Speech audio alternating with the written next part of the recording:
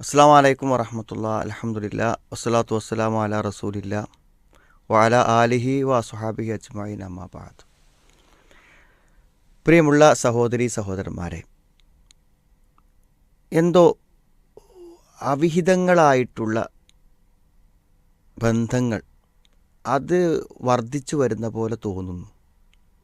ധാരാളം പരാതികൾ ഭാര്യ ഭർത്താക്കന്മാരിൽ നിന്ന് ലഭിച്ചുകൊണ്ടിരിക്കുന്നുണ്ട്. ഇത് ഭാര്യമാരെക്കുറിച്ചുണ്ട്, ഭർത്താക്കന്മാരെക്കുറിച്ചെല്ലാം ഉണ്ട്.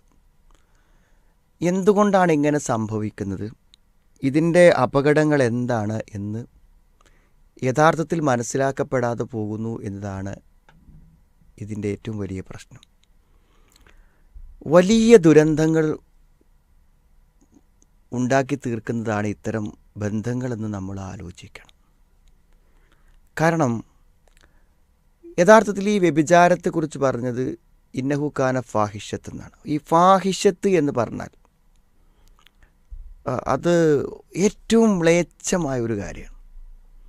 ഇപ്പോൾ നമ്മളൊരാൾ മോഷ്ടിച്ചു അല്ലെങ്കിൽ ഒരാളൊരു കൊലപാതകം ചെയ്തു എന്നൊക്കെ പറഞ്ഞാൽ നമുക്ക് അയാളെപ്പറ്റി ഒരു മോശം ധാരണ ഉണ്ടാകുമെങ്കിലും ഒരു വ്യഭിചാരി എന്ന് പറയുമ്പോൾ അത് വളരെയധികം മോശമായൊരു അവസ്ഥയിലാണ് കാണാൻ പറ്റുക.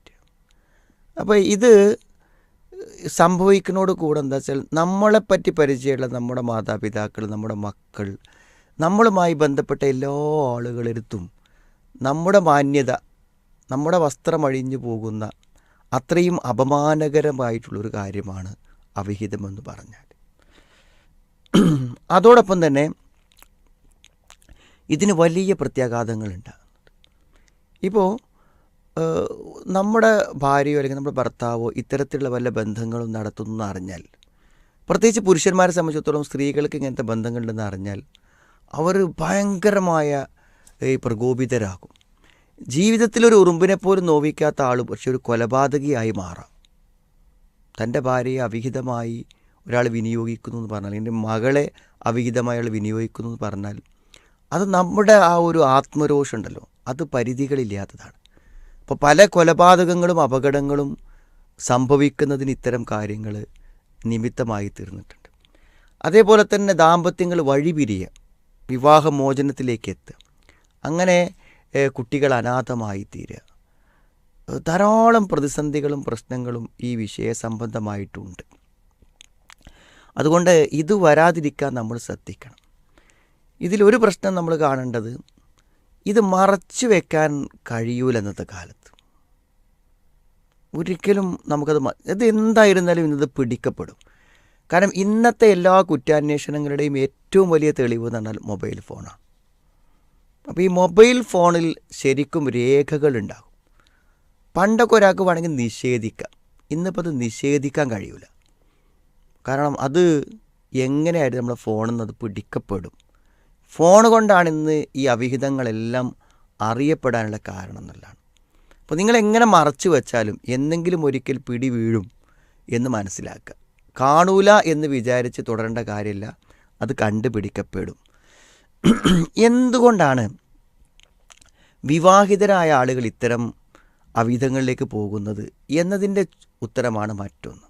കാരണം അവരെ സംബന്ധിച്ചിടത്തോളം അങ്ങനത്തെ ഒരു തെറ്റായ ബന്ധങ്ങളിലേക്ക് പോകേണ്ട കാര്യമില്ലല്ലോ, ശരിയായൊരു ബന്ധം നിലനിൽക്കുന്നുണ്ട്. അതിൻ്റെ ഒരു കാരണമായി നമ്മൾ മനസ്സിലാക്കുന്നത്, ഇങ്ങനത്തെ ഒരു നല്ല ഒരു റൊമാൻറ്റിക്കായിട്ടുള്ള ഒരു സ്നേഹബന്ധം, തമാശകളും അതേപോലെ തന്നെ തലോടലുകളും സ്നേഹപ്രകടനങ്ങളൊക്കെ ആയിട്ടുള്ള ഒരു ബന്ധം ഇന്ന് നമ്മുടെ സീരിയസ് ലൈഫിൽ, ഈ വളരെ ഗൗരവപരമായ ജീവിതത്തിൽ അല്ലെങ്കിൽ ജോലി തിരക്കുകൾക്കിടയിൽ നമുക്ക് സാധ്യമാകാതെ വരുന്നു. അപ്പോൾ സ്വാഭാവികമായി മനുഷ്യൻ്റെ ഉള്ളിൽ അതിനൊരു ആഗ്രഹം നിലനിൽക്കുന്നത് കൊണ്ട് തന്നെ അതിന് മറ്റു വഴികൾ തേടുന്നു എന്നുള്ളതാണ് അവിഹിതങ്ങൾക്കൊരു പ്രധാന കാരണം. അപ്പോൾ നമ്മൾ തമ്മിൽ തന്നെ അത്തരം ബന്ധങ്ങളെ ഊഷ്മളമായി നിലനിർത്താൻ നമ്മൾ പരിശ്രമിക്കാം. മറ്റൊന്ന് അകന്ന് ജീവിക്കലാണ്. പ്രവാസം കൊണ്ടോ മറ്റു കാര്യങ്ങളെ കൊണ്ടൊക്കെ വേറിട്ട് ജീവിക്കുന്ന ഒരവസ്ഥ ഉണ്ടാകുമ്പോഴും ഇത്തരം കാര്യങ്ങൾ എന്ത് ചെയ്യാം, സംഭവിക്കാം. എപ്പോഴും അടുത്തുണ്ടാവുക എന്നതും ഈ കാര്യത്തിൽ എന്താണ് വളരെ പ്രധാനമാണ്.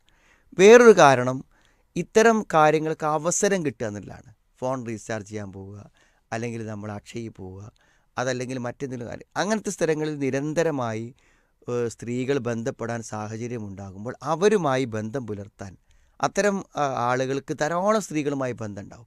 ആ ബന്ധമുണ്ടാക്കാനും അവരെ മിസ്യൂസ് ചെയ്യാനും അവർ പരിശ്രമിക്കും. അപ്പോൾ ഇത്തരം സാഹചര്യങ്ങളെ ഇല്ലാതാക്കലും ഈ കാര്യത്തിൽ പ്രധാനമാണ്. എന്തായിരുന്നാലും ഈ വിഷയം അവിഹിതങ്ങളിൽ സംഭവിക്കുന്നതിനെക്കുറിച്ച് ഓരോ ആണും ഓരോ പെണ്ണും ജാഗ്രതയോടെ ജീവിക്കണം. നാളെ പരലോകത്തും വളരെ വലിയ പ്രത്യാഘാതങ്ങൾ ഉണ്ടാക്കുന്ന ഒരു കാര്യമാണ്. ഇത്തരം പരീക്ഷണങ്ങളിൽ നിന്ന് അള്ളാഹു നമ്മെ കാത്തുരക്ഷിക്കുമാറാവട്ടെ.